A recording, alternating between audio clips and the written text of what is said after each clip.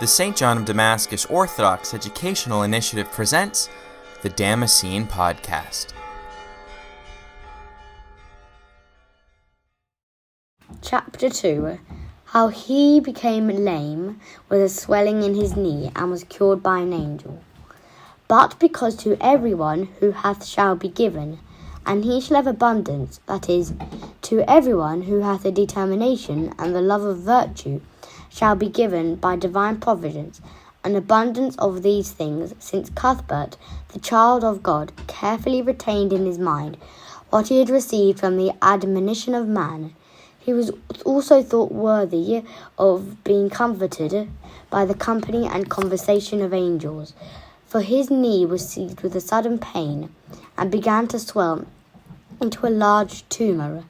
The nerves of all his thigh became contracted, and he was obliged to walk lamely, dragging after him his diseased leg, until at length the pain increased, and he was unable to walk at all.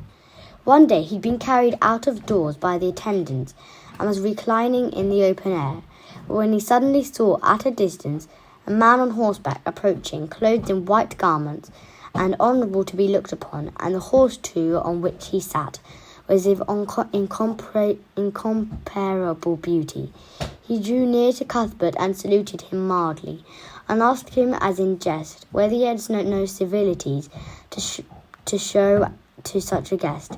"Yes," said the other, "I should be most ready to jump up and offer you all the attention in my power, were I not, for my sins, held bound by this infirmity.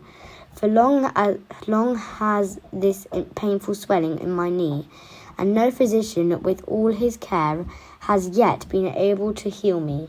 The man, leaping from his horse, began to look earnestly at the diseased knee. Presently he said, "Boil some wheaten flour in milk, and apply the poultice warm to the swelling, and you will be well." Having said this, he mounted his horse and departed. Cuthbert did as he was told, and after a few days was well.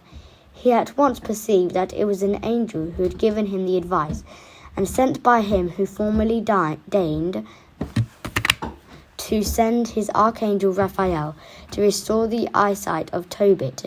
If anyone think it incredible that an angel should appear on horseback, let him read the history of the Maccabees, in which angels are said to have come on horseback to the assistance of Judas Maccabeus, and to defend God's own temple.